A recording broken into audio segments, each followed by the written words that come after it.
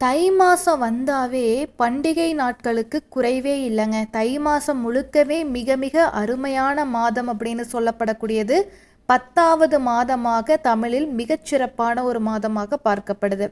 இந்த தை மாதத்தில் நிறைய பேர் முதல்லையே பொங்கல் வச்சுருப்பீங்க. ஒரு சிலர் பொங்கல் வைக்க முடியாமல் இருக்கும். அவங்க என்ன பண்ணலாம் அப்படின்னு பார்த்தீங்கன்னா, தைப்பூசத்தன்னைக்கு நீங்கள் பொங்கல் வச்சுக்கலாம்.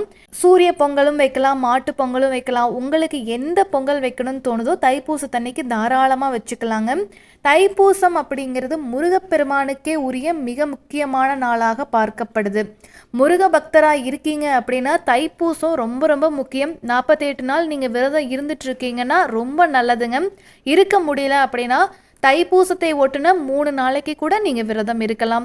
இல்லை அப்படின்னா கூட நீங்கள் தைப்பூசத்தன்னைக்கு விரதம் இருந்து சாமி கும்பிட்றீங்க, பொங்கல் வச்சு சாமி கும்பிட்றீங்கன்னா மிக அருமையாக இருக்கும். அதே சமயம் பக்கத்தில் இருக்கக்கூடிய முருகர் கோவிலுக்கு போயிட்டு வர முடிஞ்சால் மிகவும் அருமை.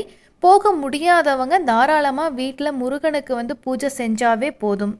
தை மாசத்துல பூச நட்சத்திரத்தில் கொண்டாடப்படுவது தான் இந்த தைப்பூசம். இது பௌர்ணமியோடு சேர்ந்து வந்தால் மிகச்சிறப்பாக இருக்கும். 2025 இந்த வருடம் February 11 அன்று தைப்பூசம் வருது.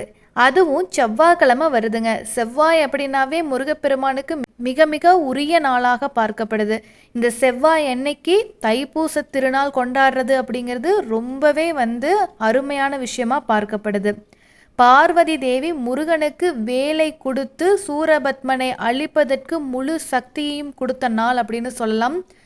தீமையை அழித்து நன்மை பெருகச் செய்வதற்காக இந்த உலகில் முருகனால் வேல் வாங்கப்பட்ட நாள் அப்படின்னு சொல்லி இந்த தைப்பூச நாளை கொண்டாடுறோம். நம்ம இந்த தைப்பூசத்தன்னைக்கு வேல் வழிபாடு, காவடி வழிபாடு செஞ்சாலும் ரொம்பவே அருமைங்க. வீட்டில் வேல் இருக்கு அப்படின்னா அந்த வேலுக்கு உங்களால் முடிஞ்ச எல்லா பூஜையுமே செய்யுங்க.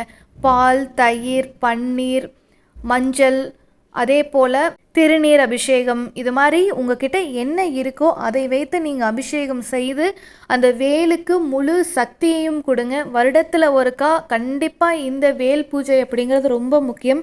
இந்த வேல் வழிபாடு செஞ்சீங்க அப்படின்னா நீங்கள் என்ன செஞ்சிட்ருக்கீங்களோ அதில் உங்களுக்கு வெற்றி அப்படிங்கிறது கண்டிப்பாக கிடைக்கும். இந்த தைப்பூச திருநாளில் சாமிக்கு என்ன பூ வைக்கலாம் அப்படின்னா, என்ன பூ மணமாக இருந்தாலும் சரி உங்கள் வீட்டுக்கு பக்கத்தில் இருக்கிறத நீங்கள் எடுத்து தாராளமாக வைக்கலாம். மல்லிகை பூவிலிருந்து அரளிப்பூ வரைக்கும் உங்ககிட்ட என்ன இருந்தாலும் சரி, சாமந்திப்பூ, சம்மங்கிப்பூ, இது மாதிரி எந்த ஒரு கடவுளுக்கு சாற்றக்கூடிய எந்த பூவாக இருந்தாலும் மிக அருமையானதாக பார்க்கப்படுது. மணமாக இருக்கிற பூ மட்டும் வைங்க சாமிக்கு. அதே போல் நெய்வேத்தியமாக பால், பழம், இது மாதிரியான விஷயங்கள் வச்சிங்கன்னா மிக அருமை. உங்களால் முடிஞ்ச நெய்வேத்தியம் செய்யுங்க. என்ன செஞ்சாலும் நீங்கள் மதியத்துக்கு செய்யக்கூடிய சாதம் செஞ்சாலும் சாதம், குழம்பு எல்லாம் வச்சு கூட கொஞ்சோண்டு நெய்யும் சேர்த்து சாமிக்கு படையலாக போட்டிங்கனாலே அதுவே போதும். மிகப்பெரிய அளவில் நீங்கள் தடபுடலாக சமைச்சு தான் சாமிக்கு வைக்கணும்னு அவசியம் இல்லை. இல்லை அப்படின்னா 2 வாழைப்பழம் வச்சிங்கன்னா கூட ரொம்பவே அருமை. அதுவே உங்களுக்கு நெய்வேத்தியமாக அளவாக இருக்கும். இல்லை சுண்டல் எல்லாம் வச்சு செய்யணும், விமர்சையாக செய்யணும்னு நினச்சாலும் ரொம்ப சந்தோஷம். 48 நாள் விரதம் இருக்கிறவங்க கண்டிப்பாக படையலிட்டு அதுக்கப்புறம் சாமி கும்பிட்டு நீங்கள் விரதத்தை முடிச்சுக்கலாம். மிக அருமையான இந்த தைப்பூச நாளில் பொங்கல் வைக்கிறவங்க எப்பவும் போல் காலையில் சூரிய பொங்கல் வைங்க. நிறைய பேருக்கு பொங்கல் மாட்டு பொங்கலோ இல்லை சூரிய பொங்கலோ வைக்க முடியாமல் தடைபட்டு போயிருக்கும். எந்த காரணத்தினாலும் உங்களால் வைக்க முடியலனாலும் தைப்பூசத்தன்னைக்கு கண்டிப்பாக நீங்கள் பொங்கல் வச்சுக்கலாம். மாட்டுப்பொங்கல் ஆகட்டும், சூரிய பொங்கல் வைக்கிறது அப்படின்னா காலையில் நீங்கள் 5 மணி 6 மணிக்கே பொங்கல் வச்சு சூரியனுக்கு படைச்சிருங்க. அதுவே மாட்டுப்பொங்கல் வைக்கிறதா இருந்ததுன்னா சாயங்காலம் 6 மணிக்கு மேலே நீங்கள் மாட்டுப்பொங்கல் உங்களுடைய மாட்டு தொழுவத்திலேயோ இல்லை வாசல்லையோ வச்சிங்கன்னா ரொம்ப நல்லாக இருக்கும். ஸோ பொங்கல் வைக்க முடியலன்னு யாரும் ஃபீல் பண்ணாதீங்க. தை மாதம் முழுக்கவே பொங்கல் வைக்கிறதுக்கு உகந்த நாள் தான். எந்த நாளில் வேணாலும் வைக்கலாம். அதுவும் தைப்பூச தண்ணிக்கு வச்சிங்கன்னா இன்னும் சிறப்பாக இருக்கும் அப்படிங்கிறது தான் என்னுடைய கருத்து. அதே போல் இந்த தைப்பூசத்தன்னைக்கு முருக வழிபாட்டில் நீங்கள் என்ன சொல்லி வழிபாடு செய்யலாம் அப்படின்னா, ஓம் முருகா போற்றி அப்படிங்கிற அந்த ஒரே ஒரு வார்த்தையை நீங்கள் 108 முறை சொல்லலாம். அல்லது காலையில் எழுந்ததுலேருந்து சாயங்காலம் வரைக்கும் முருகா போற்றி முருகா போற்றின்னு மனசில் தியானம் செஞ்சுட்டே இருக்கலாம். நீங்கள் கண்டிப்பாக கந்த சஷ்டி கவசம் சொல்லுங்கள், திருப்புகள் சொல்லுங்கள், கந்தர் அலங்காரம் சொல்லுங்கள். உங்களுக்கு எது பிடிக்குமோ அதை தாராளமாக சொல்லுங்கள். ஆனால் கண்டிப்பாக ஒரு பாடலாவது பாடி அல்லது ஒரு பாராயணம் செஞ்சு நீங்கள் கண்டிப்பாக கடவுளை வழிபடணும்னு நான் நினச்சிக்கிறேன். என்றைக்குமே இந்த மாதிரியான மந்திரங்களோ அல்லது பாடல்களோ பாடும்போது அதற்கான சக்தி அப்படிங்கிறது மிகப்பெரிய அளவில் இருக்கும். அதனால தான் சொல்கிறேன், கண்டிப்பாக நீங்கள் கந்த சஷ்டி கவசமாச்சும் நீங்கள் பாடி அன்னைக்கு முருகனை வழிபடுறது ரொம்ப சிறப்பாக இருக்கும். தைப்பூசத்து அன்னைக்கு கண்டிப்பாக யாருக்காவது தானம் கொடுக்க ட்ரை பண்ணுங்கள். உணவு தானம், அதாவது இருப்பதிலேயே சிறந்த தானம் அப்படின்னா அன்னதானம். முடிந்த வரைக்கும் அன்னதானம் கொடுக்க பாருங்க. அன்னதானத்தை விட சிறந்த தானம் வேறு எதுவுமே இல்லை. இல்லாதவர்களுக்கு ஒரு வாய் சோறு போட்டு பாருங்க. நீங்கள் எப்பேற்பட்ட பாவம் செஞ்சிருந்தாலும் அது உங்களை விட்டு விலகும்.